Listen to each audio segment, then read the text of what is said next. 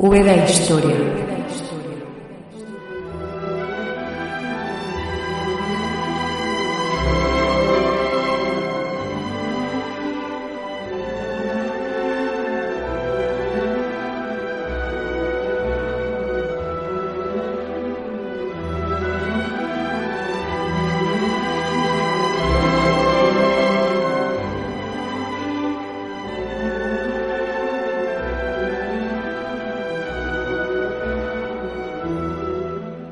Cuando Stefan Zweig describía la Europa de principios del siglo XX en su obra El mundo de ayer como la edad de oro de la seguridad, hablaba desde la experiencia de quien ha vivido en una época donde nada, excepto el ordenado e imparable ciclo del progreso, podía alterar el curso de los acontecimientos, toda vez que las naciones del viejo continente por fin habían dado con la fórmula que evitara las guerras que los habían desangrado durante siglos de historia.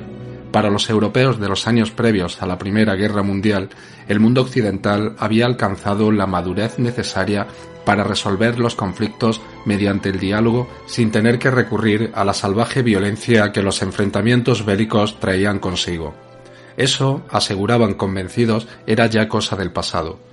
Poco importaba que las naciones más poderosas estuvieran inmersas en una enloquecida carrera armamentística o que pugnaran con hostilidad creciente por ampliar su dominio colonial en África y Asia.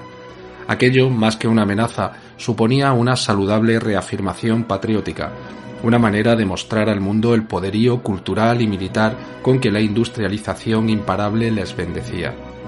Cualquier disputa que pudiera surgir entre ellos se solucionaría en torno a una mesa, al calor de unos buenos habanos y unas copas de brandy. Las guerras eran asuntos de pueblos atrasados.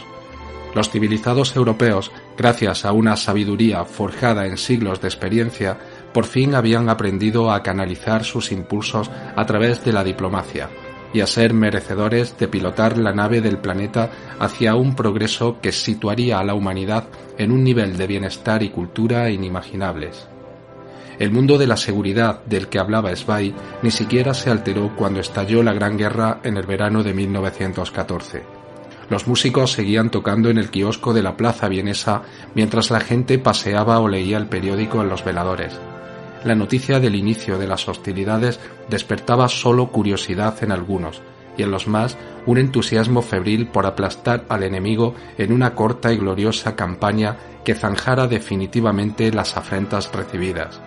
Apenas unos meses después, ese mundo tranquilo, civilizado, culto y seguro sería borrado para siempre, y el siglo XX entraría en una vorágine de horror impensable para aquellos europeos que imaginaban un horizonte de inalterable prosperidad.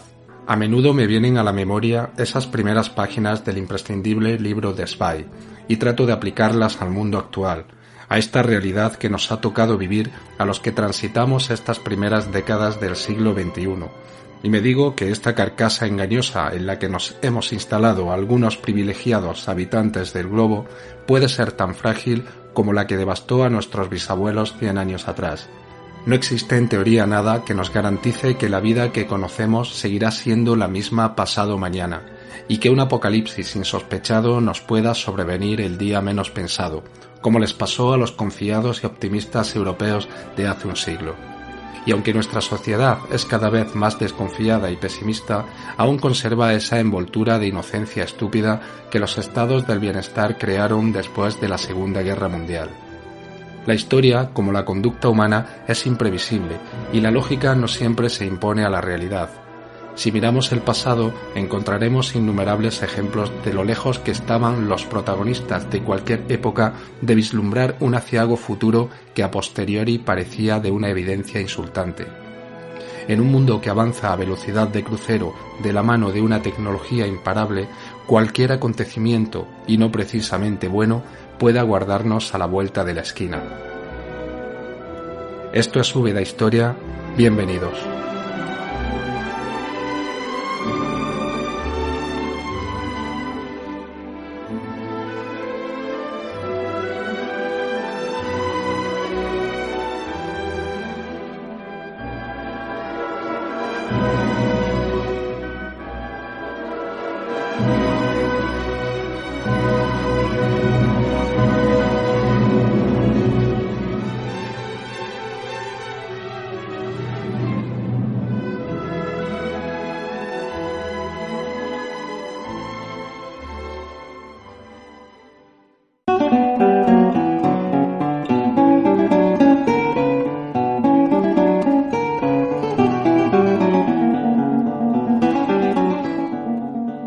Hoy nos toca en este episodio retomar el hilo que dejamos en el capítulo 10, ese en el que hablamos del condestable Ruy López Dávalos y de la célebre sentencia arbitraria que el príncipe Enrique, futuro Enrique IV, dicta a la ciudad de Úbeda mediado el siglo XIV para resolver las cuestiones de linaje que tantos conflictos acarreaban a la población desde tiempos muy anteriores.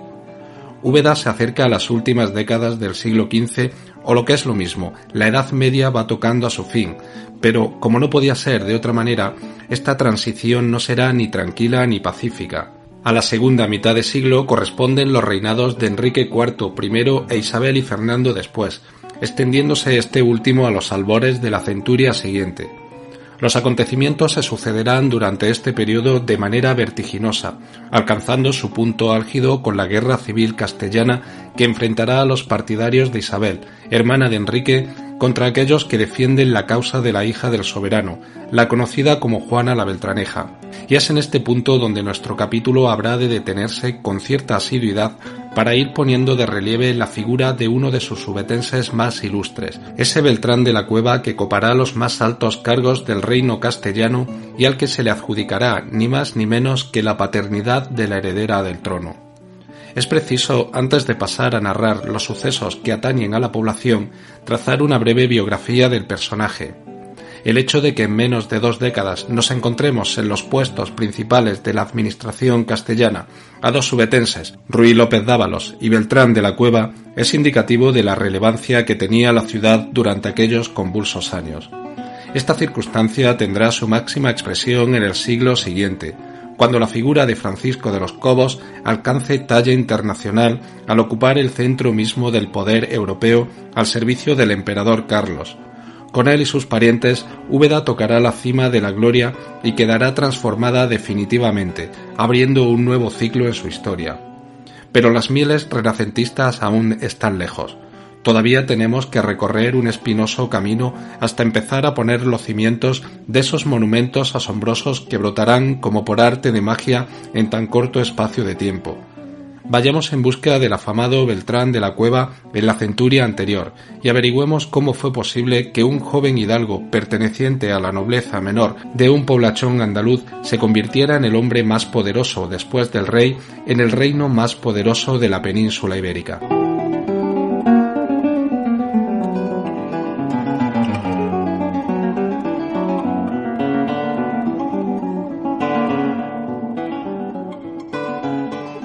Beltrán de la Cueva nace en Úbeda en 1435. Como el oyente recordará, las disputas nobiliarias se enfrentaban por esos años a los dos linajes principales de la población, los Molinas y los Cuevas.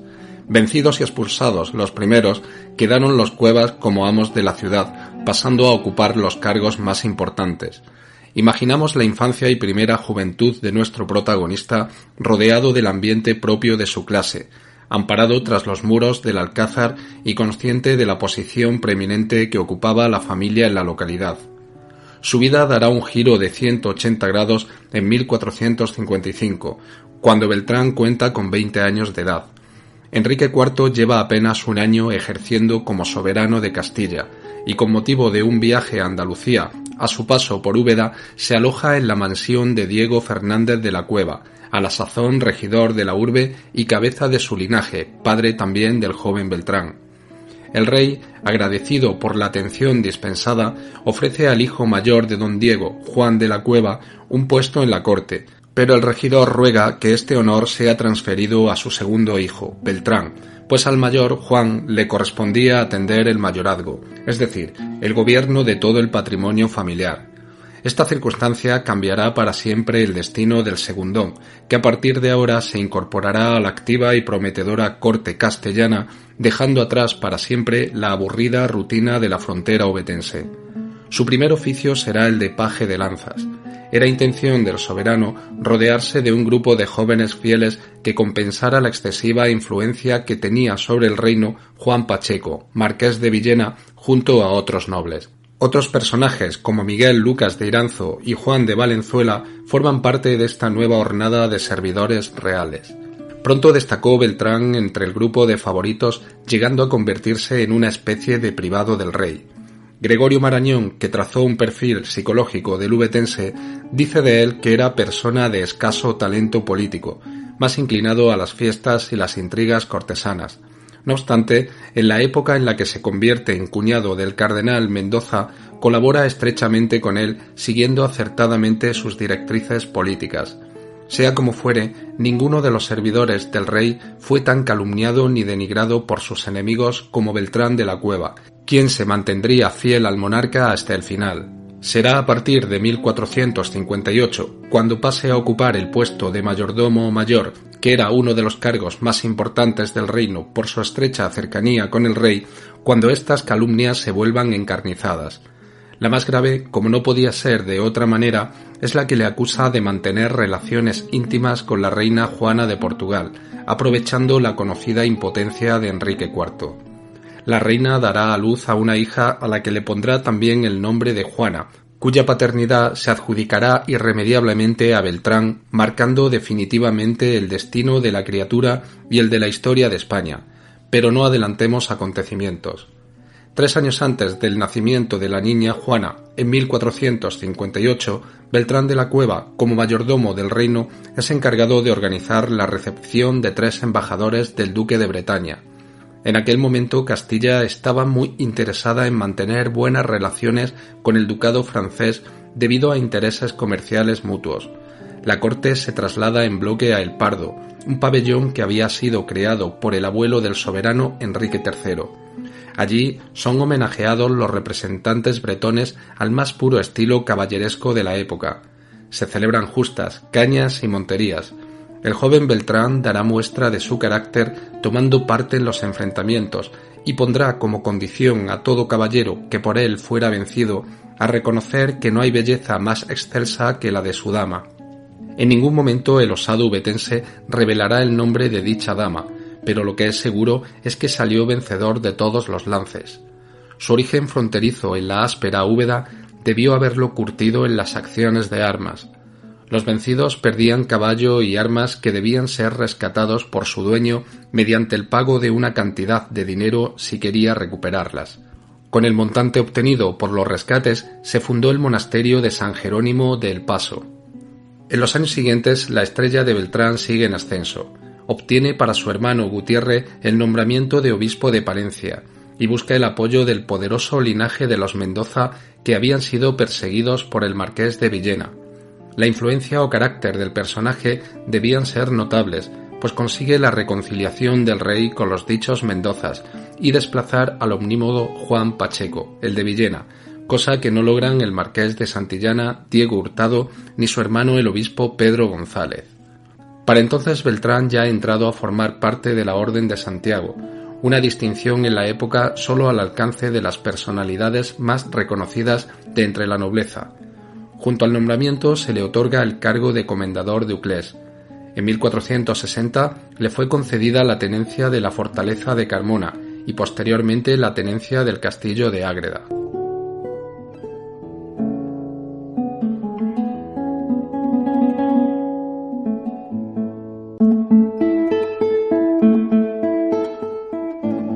La alianza con el obispo Mendoza resultará clave en los próximos años, pues ambos, mayordomo y obispo, se convertirán en los más leales servidores del monarca, estableciendo un gobierno donde todos los sectores tengan representación. Tanto es el vínculo entre los dos potentados que se plantea el matrimonio de Beltrán de la Cueva con una Mendoza. Es en este momento cuando salta la noticia de que la reina Juana estaba embarazada. ¿Simple coincidencia? Por este motivo los dos hermanos del rey, Alfonso e Isabel, esta Isabel será la futura reina católica, son llevados a la corte y Beltrán tendrá el primer contacto con ellos, aunque sin mostrarse nunca partidario suyo.